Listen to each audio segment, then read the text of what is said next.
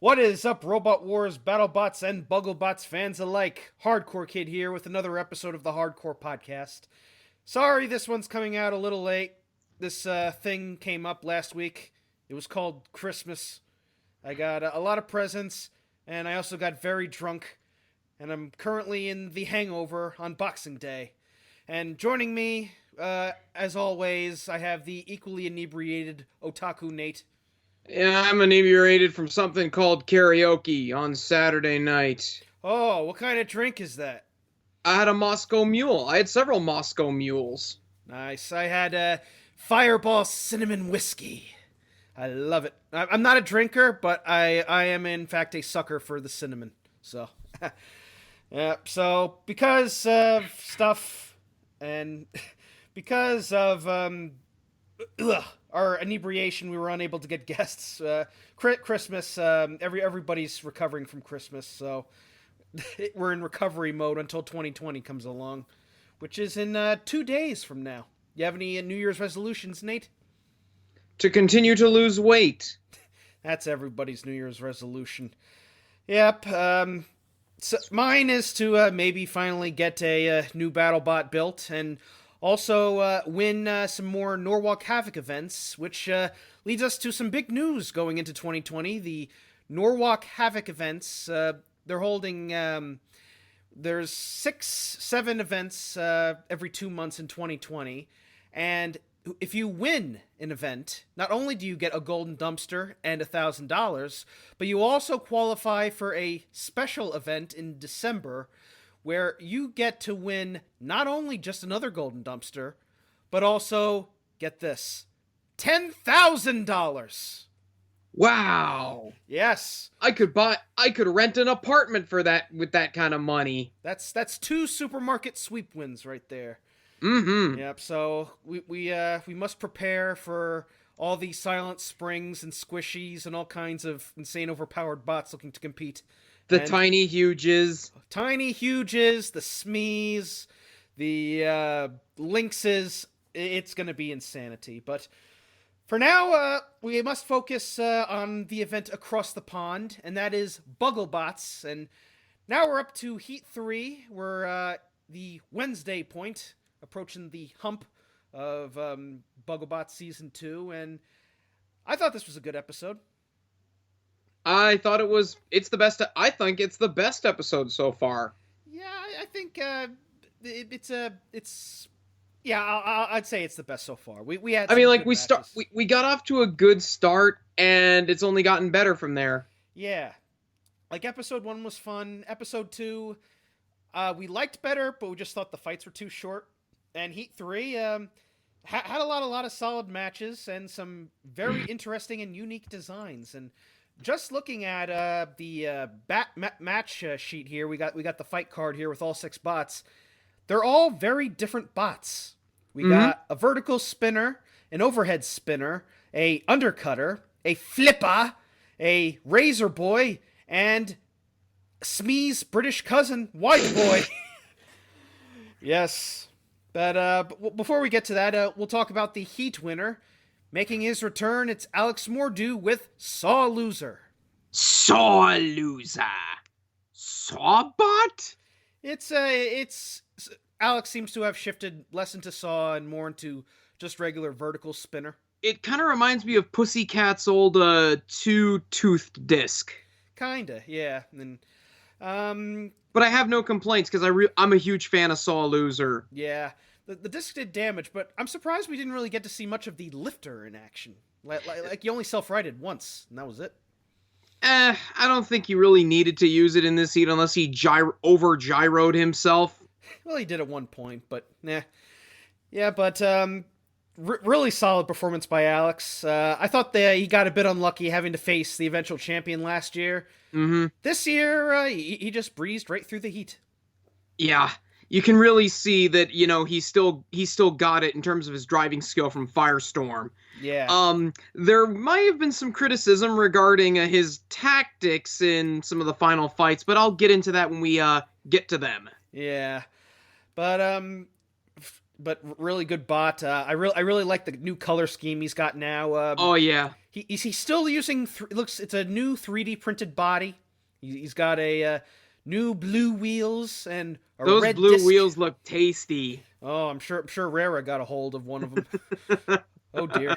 We're never gonna make you live that down, Rara. Yeah, well, until somebody else comes up with a new meme. And with 2020 coming up, who knows what the next meme will be? But maybe the next meme could be Wide Boy. Wide boy. Long, long bot. And I think I just went deaf. Yep. This is Alex Shakespeare's Beetle Weight. Shaky. Shaky. He's also the builder of the Nuts mini bots and also Brother Nero. So he's got a whole really funny guy. I honestly thought Wide Boy could win the heat. Maybe if you have seen Smee, you know these wide bots. They are in fact the new meta.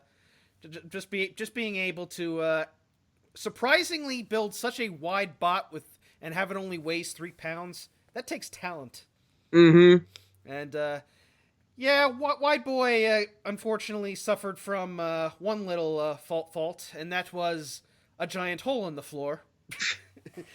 And no, it's its first fault was its drive motors failed it in its first fight. Yeah, and but I like the look of it. I like the grabbers. I think Smee could probably benefit from having something like that as opposed I think, to whatever the heck it's supposed to have. Now, apparently it's supposed to be a lifter. I've never seen it lift anything. Well, if anything, that just makes it worse because, when that thing lifts up, it leaves the entire wedge vulnerable to a vertical. They could easily flip the whole thing over. Yeah, but yeah, I hope the day comes, and the day might come with the new Norwalk Havoc events, that we could be seeing Wide Boy versus Smee in the future. Oh, we'd need 2 arenas for that one. Yeah, we're going to need a War Games-sized arena for a match like that. But, yeah, but it is good to see Shaky competing in the Beatles. And, we did get a dream match of Alex Mordu versus the Nutty Boys. So, yeah. So, as far as the match goes, we'll talk about the match between Saw Loser and Wide Boy. And, yeah, it was actually a very even fight, I thought. What'd you think? Yeah, it was. I think it was very back and forth. I honestly think it's very much a case where either robot could have won this one. Because Saw Loser was, getting some good nicks on Wide Boy, but no real significant damage. But Wide Boy was controlling the fight. Ultimately, though, the fight went in favor of Saw Loser once one of Wide Boy's motors died. And Wide Boy became a victim of the one-wheel immobilization rule. So, yeah, but couldn't get out of its own circumference. Yeah. Oh, quite a wide circumference, that's for sure. Cripes almighty. If this was Smee-sized, the whole circumference would be the whole arena. Oh. Yeah, but do we know what the dimensions on that arena are? Because I want to measure the dimensions on that arena and then later get the dimensions of Smee. I think it's 10 by 10 or 12 by 12. And how long is Smee? It's like 5 by 5 or something. I think it's 3 feet long. I don't know. Yeah, but Smee, it's funny. Smee is not a comedy robot, but just thinking of it in that arena. Well, it's the most dangerous comedy robot since Nuts. Well, Nuts went from being a comedy bot to being serious. Yeah. But, yeah, this was a good opening match, and Saw Loser gets the win and moves on to the second round. And then we move on to Unconscious 514 versus Lameheart. Lameheart. All right. I thought it was Lame Tart. Given the Irish theme. I am not very, as you have mentioned several times, Nate, and as many people pointed out, I suck at pronouncing words and names. So the builder's name is Owen, but his name is spelled E-O-I-N.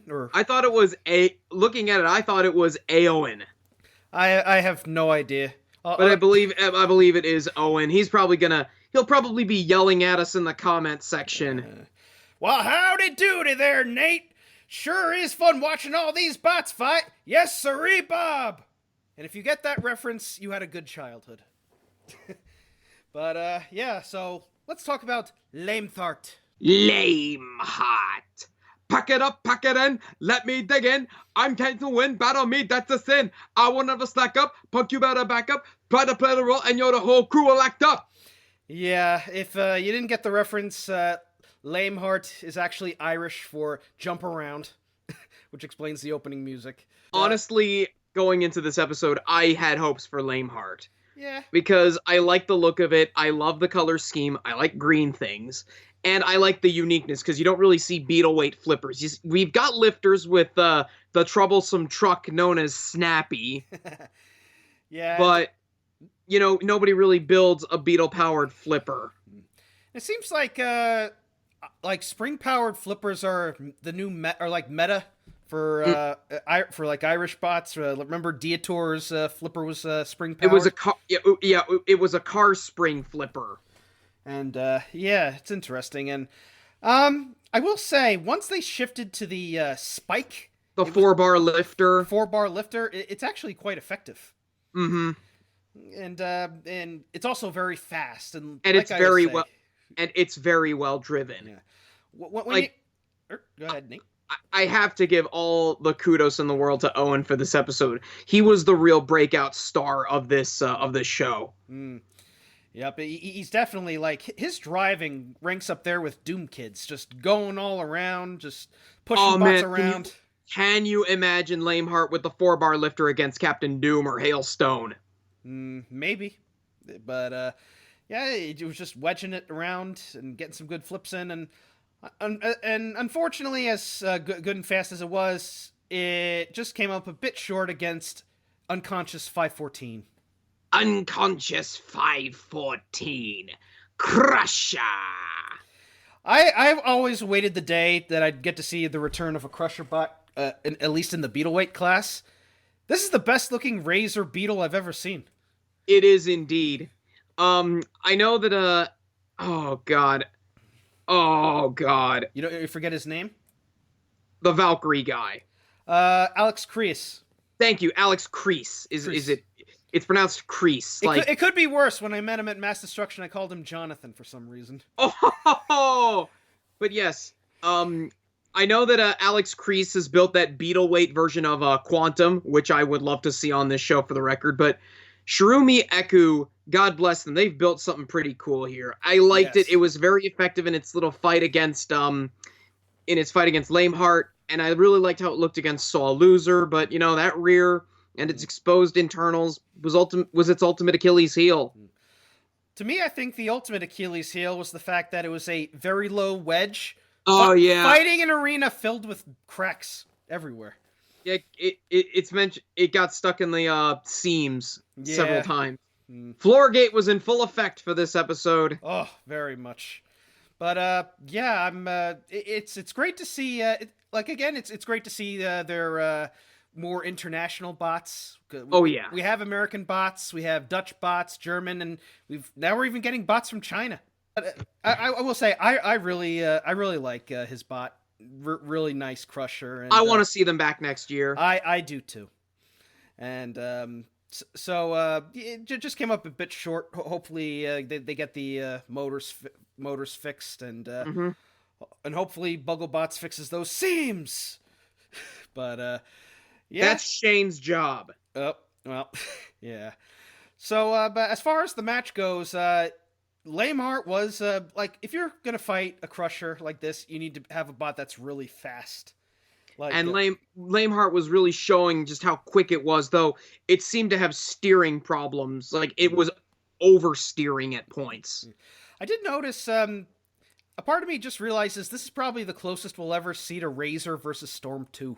Or Razor versus Biohazard.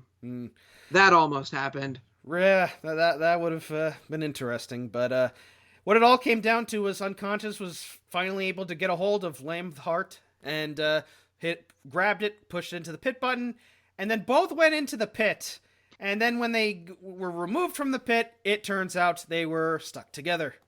Mm-hmm. Yeah, Lameheart got Al kindled. Oh dear. But it would have been funny. It did give us a really funny part at right during Bob's interview where they're trying to get them apart, but they can't do it. And then you see them like holding hands down the hallway going towards the pit. That was funny. Mm-hmm. Yeah, but overall I thought it was a good match and a good win by Unconscious. Make a little comeback and moves on to the second round. And now we move on to a battle of the bars.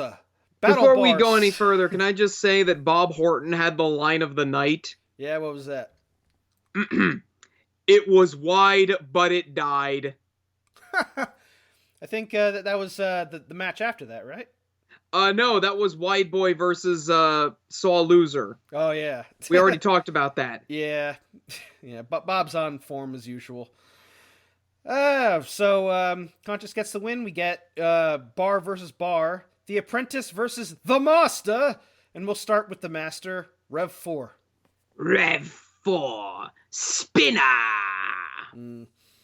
And apparently there was a Rev 3. I think it competed in one of the live events, but then he just booted up to Rev 4, I guess. I'm sure that it competed at Bristol Bot Builders and some other Beetle events.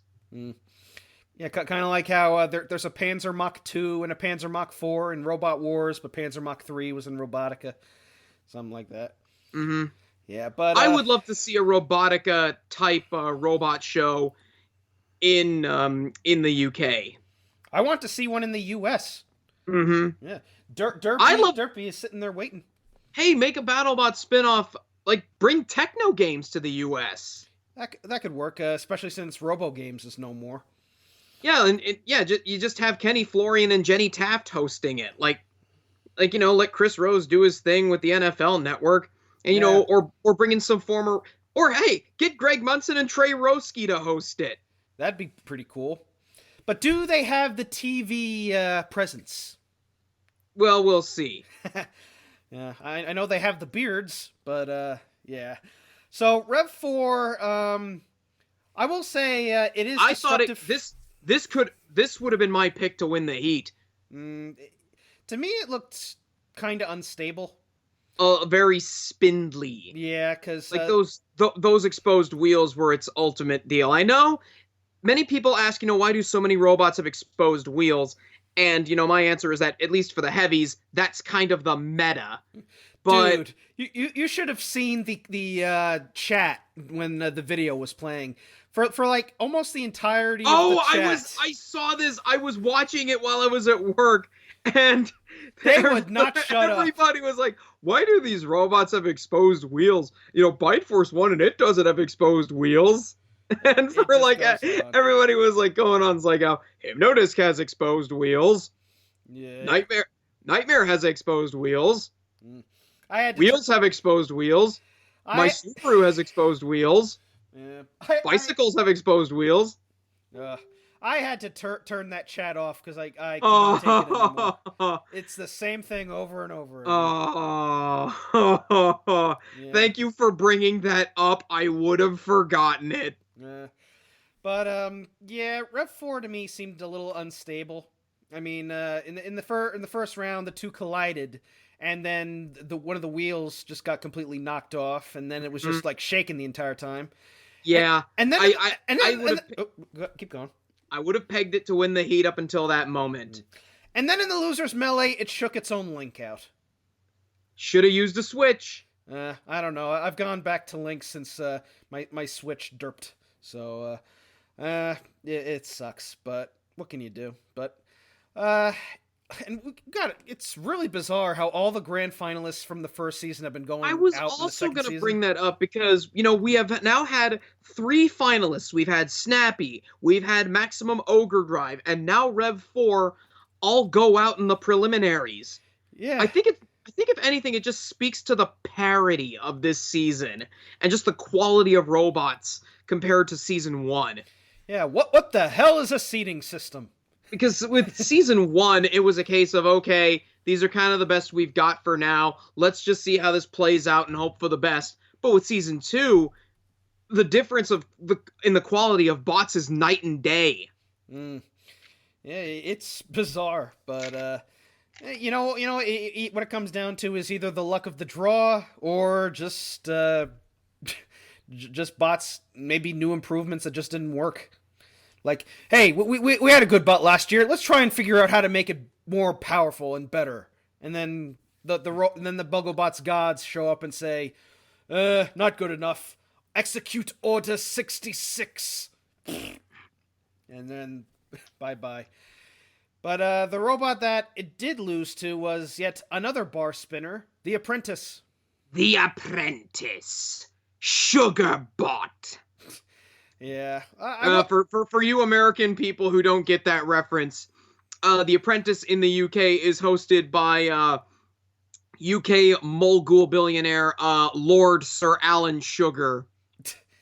Yeah, is he better than Donald Thump? As far as a host goes? I'm not gonna touch that. Yeah.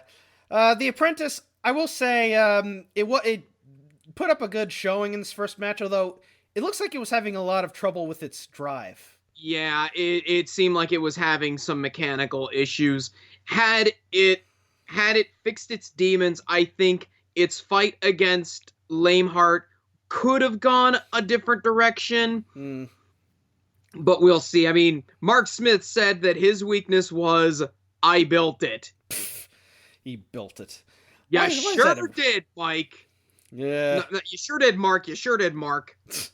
Yeah, it's to me that weakness only makes sense if it's a very it's a what's the name for a solder bot? Cackbot. Hackbot. Cack. Cack. Yeah. The Apprentice is not cack. It's a solid design. Yeah, I think if he just needs to fix the drive a bit more, he could get a lot further in the competition.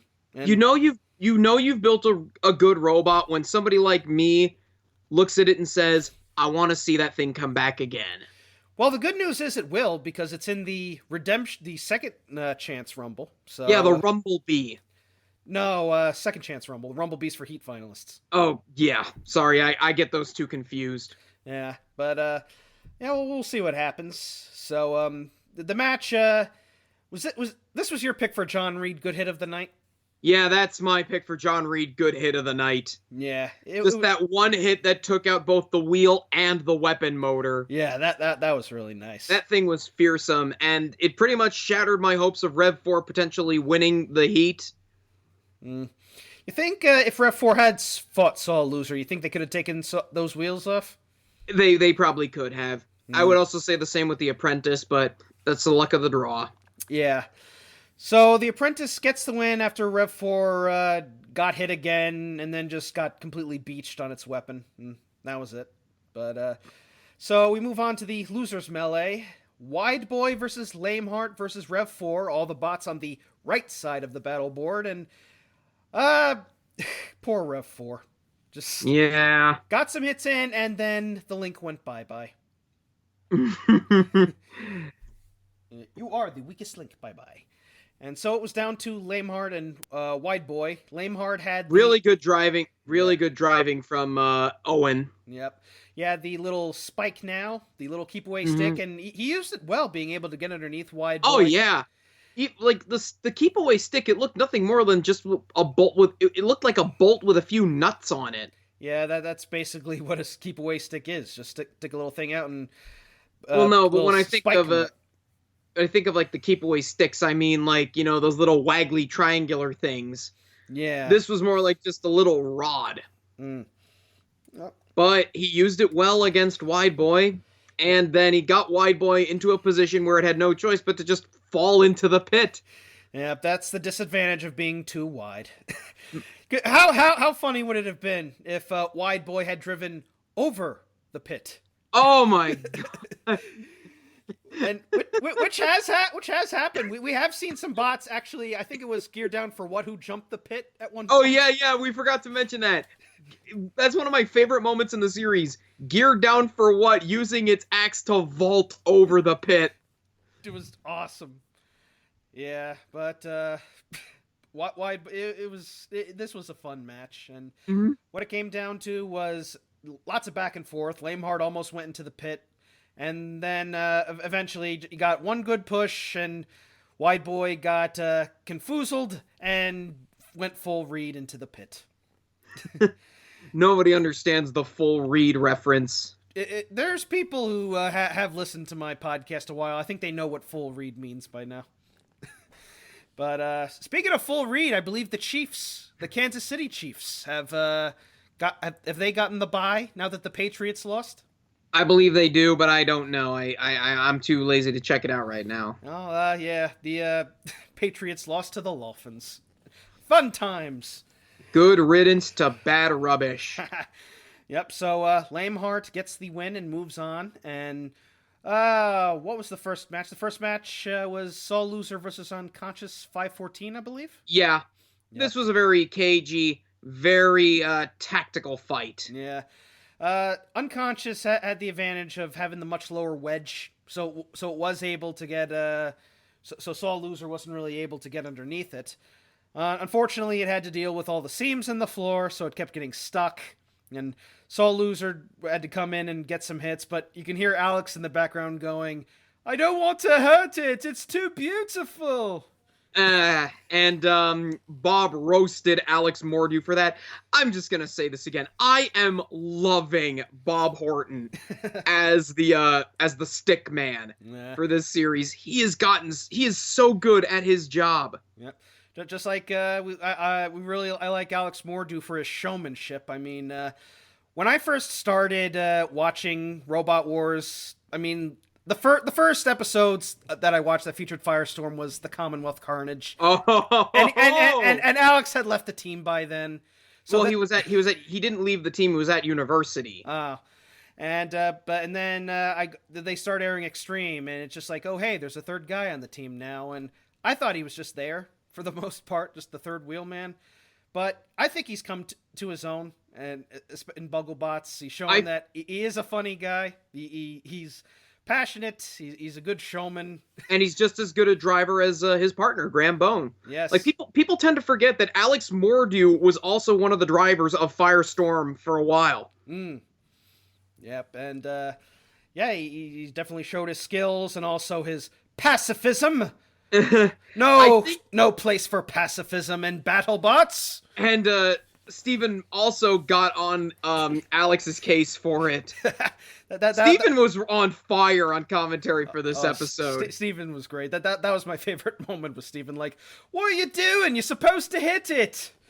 I don't want to. It's too beautiful.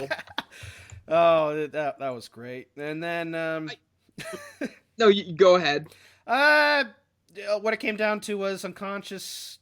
One of its drive motors went unconscious, and then it went into a full coma. Mm-hmm. And then Alex finished him off by pressing the pit button, and Unconscious went into the pit. And that's something I wish more teams kind of did, but I guess they just don't do it to be sporty. Like I think it was Aftershock who ended up in the pit zone, and Carbide could have hit the pit button, but no. I don't know. I think the one comment that sort of sums up Saul Loser, and we'll get into this when it comes to the Heat final. Somebody on the Bugglebots video, Lucky Lucy High, pretty much said it about Saul Loser's tactics. Alex was just channeling the Firestorm ethos. Do no more than you need to. That's true. Like Firestorm and Cassius, which what Firestorm was based off of. They would their gimmick was you flip the bot over and you leave them be, and then you go ahead and go after the house bots and beat the crap out of them. Of which there are none. Yeah. Well, unless you want to count Dave Weston's goofball house bot that he built for the kinematic vents, or the crab. The crab. Yeah, but so Saul Loser gets the win and moves on to the Heat final, and then we get the Apprentice versus Lameheart, and this is my pick for the. You got a new award now? This is my pick for fight of the episode. Um, yeah, I'd say so. Like, The Apprentice put a much heavier bar on, so I guess they could get through the UHMW. That was its ultimate undoing. Yeah, it looked like it could barely move under all that weight, unfortunately. Yeah, and Lameheart took advantage of it. It was just pushing this thing around, smacking it, giving it some Katsuyori Shibata headbutts. Yep. So much, though, it knocked off its own keep-away stick. Yeah, I think this really just shows the evolution of Lameheart as a robot. I mean, it doesn't have the spring-powered flipper anymore in favor of a more traditional 4-bar lifter. I think it is still spring-powered.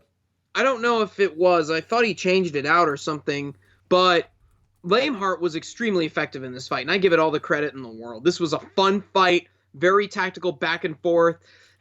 Lameheart is also a tank with how it survived that hit from The Apprentice. Yeah, it doesn't say if it's spring-powered or not, but yeah, this was good, and the advantage of having UHMW is it can absorb all the hits. I mean, we've seen something like that when Carbide went up against Gabriel, and all the plastic absorbed all the hits. So it's a solid bot, and I think Owen's built a really. This is definitely. If we decide to have an award show, like that other award show, I need to get back to editing. I would definitely put Lameheart on the list of most improved bots from last year. Oh, without question. Yeah. And, really good showing, and it goes on to the Heat final where it faces Saw Loser. And, as for The Apprentice, can I just say something about The Apprentice? Yes.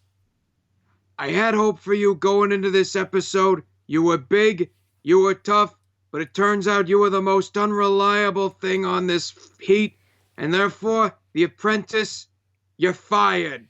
And that's the only time I'm going to mimic Donald Trump. I almost thought it was going to be Sugar for a second. I don't know Alan Sugar's voice that well. Yeah. I'm more familiar with Trump. Yeah, we're all used to it by now. It's all fake news. Oh, no, that's horrible. We say never mind. That's Sylvester. That's Sylvester Stallone. Frocky 2020. Yeah, but so the main Heat final is Saw Loser versus Lameheart, and while Lameheart is very good at driving around, alas, it lacked one major component, and that's a Shremek. Yeah, unfortunately, this a bit of an anticlimactic final. We've made it known that we don't like short fights. We always like fights that go the distance. And I thought this could have gone a little longer, but Saw Loser had other plans, just flipped it right over, and it turtled. And then and then Alex decided to do his Ray Billings impression and gave Lameheart one more hit. He wasn't channeling Ray Billings. He was channeling you. He was channeling me, huh? Yeah. Whenever you hit somebody with Mondo Bizarro, just to give him another chance. Oh yeah, that's true. He's being a good sport, man. Much to the chagrin of Steven. Steven went full on Bobby Heenan Royal Rumble 92 in this one. But I thought you wanted him to land a hit. Yeah, but in the end, the right robot definitely won this episode. That's really a very smarky thing to say. Yeah, but Saw Loser had a bit of trouble, but I'm happy he won the seat. And my phone's going off. Hang on. Keep talking. I am very happy, at least for Alex Mordu, that he won a Heat. The question is, though, is he going to win the series? Because he's got some stiff competition, what with K2 and Splody Boy. I do think he could give K2 a good fight, though. Sure. As long as he goes for the sides and the top. Yeah. Well, we'll see what happens. We got 3 big spinners, and we have a lot more spinners coming up in the next episode. But on a scale of 1 to 10, I think I'll give it an 8. I am going to give this a 9 because I was a lot more impressed with a lot of the stuff. As I said, it's the stuff in between that makes me like this episode. Bob was really good on the interviews. Steven's commentary was hysterical. But more importantly, a big reason why I'm giving this a 9 is because just Owen's story. Because I didn't know, I had a hunch about Lame and whether or not it could at least improve from last season. And my hunch turned out to be true. I was very impressed with what Lame was able to do, and I was equally impressed with the driving. And Lame is a robot I want to see more of in the future. I hope that he continues to improve on this bot, its design, and hopefully give it a better flipper in the future. It's just... I love this heat. Yeah. I mean, it may not have had as many destructive moments, but you know what? Rev 4 versus The Apprentice was all I needed. It had a lot of really good tactical fights, and there was a lot of really good driving. Yeah, that pretty much covers that. So, next heat is Heat 4, and since we are recording this on a Sunday, that's tomorrow's heat. And we got quite a lineup here. We've got... Oh, boy. We have got Daedalus from... Daedalus. Daedalus? What? It's, let me just look. It's Daedalus. Daedalus, good lord. So many weird names. It's from Cosman, I believe his name is, from the Wee Woo team last year. Yeah, Daedalus is a reference to the father of Icarus in Greek mythology. He'll be fighting Claws 2, which is back with bigger claws. We have Nate Franklin finally making his debut in the main competition with Thunderchild. And hopefully we'll have him on for that next episode. Who? Other Nate. And he'll be fighting Hello There, which is some scary pink terahertz looking thing with boogly eyes. Killertron. It's Killertron, and it looks like it's got Wheelie Wacko with it. Then we have Annie, Are You Okay? Where I think it's obvious we know where the name Rev 5. Rev 5. That's what it looks like, Rev 5, only it's green. And it has the most terrifying face I've ever seen. And it fights Two Berg, Too Furious, which looks like Wasp if it was Charlie Dangerfielded.